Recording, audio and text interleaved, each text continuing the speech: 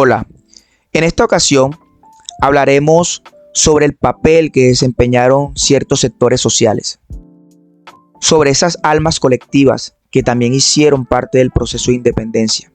Nos referimos especialmente a los indígenas, a los afro y a esas mujeres valientes. Hemos sido educados bajo la luz de los libertadores, sobre esos colosos como Simón Bolívar, Francisco de Paula Santander, Antonio Nariño, entre otros, que con su visión y valentía nos los han mostrado como los guías del proceso libertario, pero que rara vez se ha prestado atención sobre aquellas comunidades, aquellos grupos sociales que desde la penumbra participaron y fueron arquitectos, fueron protagonistas de lo que hoy es nuestra libertad. Hoy descorreremos el velo sobre estos grupos que navegaron y se desempeñaron en el torbellino de la independencia y que con vigor y que sin su participación, sin su sacrificio y coraje, el logro de nuestra independencia habría sido quizás una quimera lejana. Quisiera entonces invitar en este espacio no solo a que sea el debate, sino a que lleguemos a una reflexión, que podamos permitir a través de un ejercicio de pensamiento crítico, entender nuevos matices y podamos resignificar lo que es la historia de Colombia. Esto pues a través de argumentaciones bien fundamentadas y el rigor de la documentación. Iniciaré entonces citando al filósofo Hegel, quien nos regala esta frase: el hombre que no es capaz de luchar por su libertad no es un hombre, es un siervo.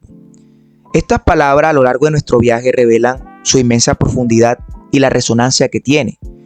Como preámbulo de nuestra historia, quisiera recordar que con la llegada de los europeos al Nuevo Mundo, se inicia un proceso de imposición de costumbres y de doctrinas hacia las poblaciones nativas. Recordemos que con el proceso de conquista hacia estas tierras, se demandaba imperiosamente mano de obra. ¿Y quién mejor que los indígenas? Grupos que conocían mejor sus tierras. Sin embargo, no estaban acostumbrados a las exigencias y a la metodología del trabajo europeo.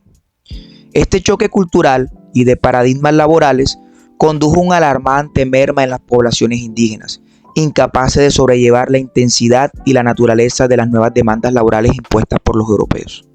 Ante la crisis demográfica y productiva, los europeos comenzaron a ampliar sus horizontes, a buscar nuevas alternativas que condenarían a la historia de la humanidad por siempre, y esa fue la comercialización de esclavos. Ese comercio que empezó a nutrir o a desnutrir las almas arrancadas de todos los rincones del África. En el tejido de este análisis emergía una teoría para los europeos, un cálculo hecho desde la distancia y la ignorancia sin duda, que suponía que los seres arrancados del continente africano hallarían en el Nuevo Mundo un clima familiar, casi un espejo del continente africano, y que por ende se adaptarían con mayor soltura tanto en el ambiente como en las exigencias del trabajo europeo. Así, hombres y mujeres que venían de África fueron compelidos a laborar en condiciones extremas, ya fueran en las producciones de minas o en el ardor de las plantaciones de caña o plátano, o quizás viviendo en las haciendas donde eran vistos y tratados como meros objetos, despojándolos de toda humanidad.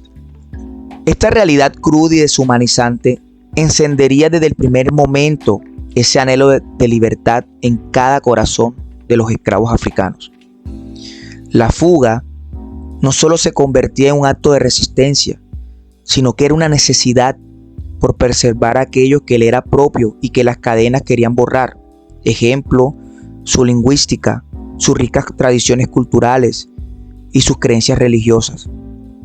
Ese deseo de mantener su esencia, de poder vivir en plenitud y de reafirmar su identidad en un mundo que no era de ellos, nos habla de esa lucha constante por la libertad, por ese derecho a ser, por ese derecho a existir con plenitud y por el respeto de la diversidad a sus expresiones humanas.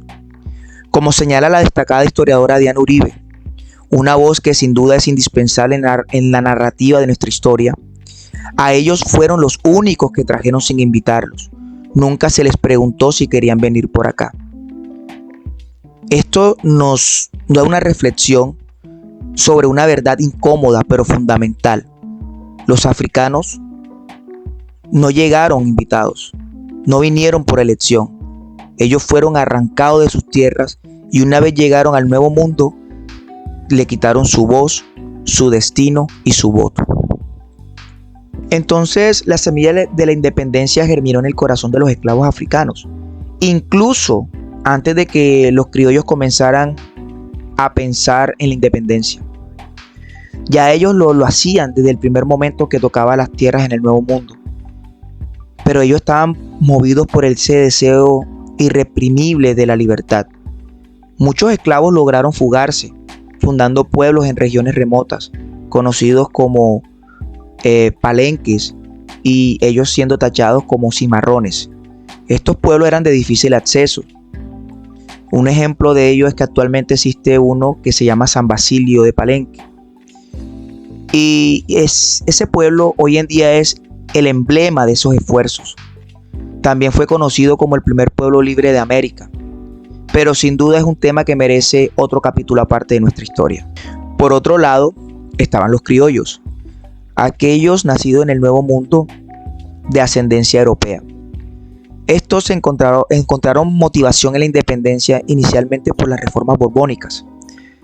Estas reformas buscaban subir los impuestos sobre productos vitales como lo sería el cacao, el café, el tabaco, y que también políticamente pues marginaron a los criollos, lo que impedía de pronto que los criollos pudieran acceder a cargos privilegiados. Estas discusiones llevaría a lo que sería la revuelta de los comuneros, y ese levantamiento marcaría ya precedentes.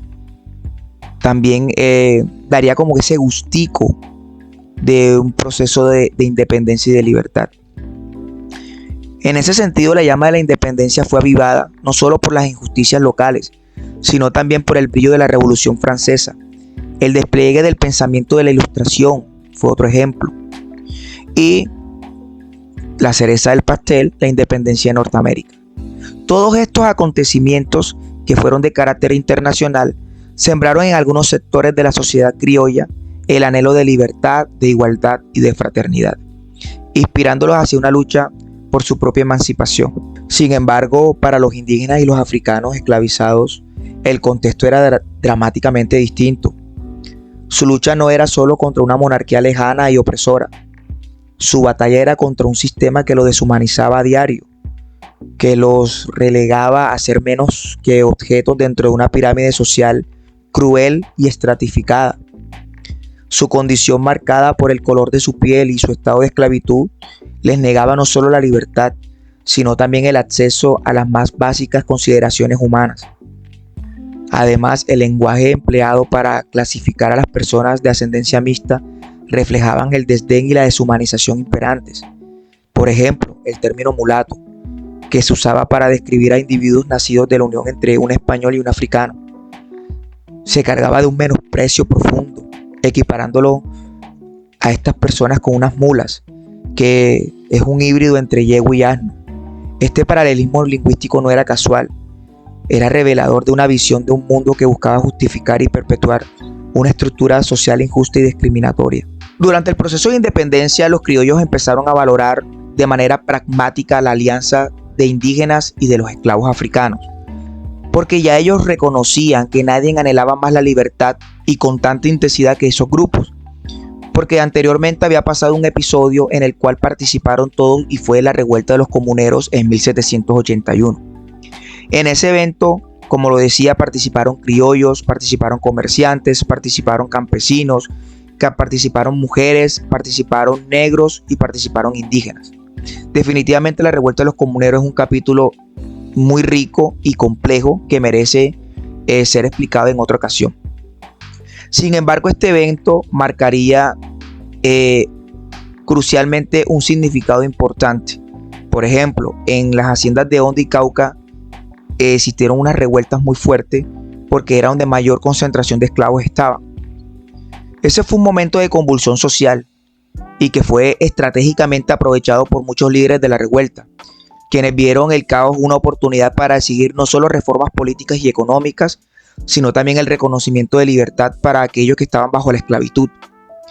Ese furor o ese clamor por la libertad, compartido tanto por los criollos como por los indígenas y africanos esclavizados, nos muestra la complejidad de las luchas sociales de la época y también la importancia de colaboración entre diversos sectores sociales de la independencia.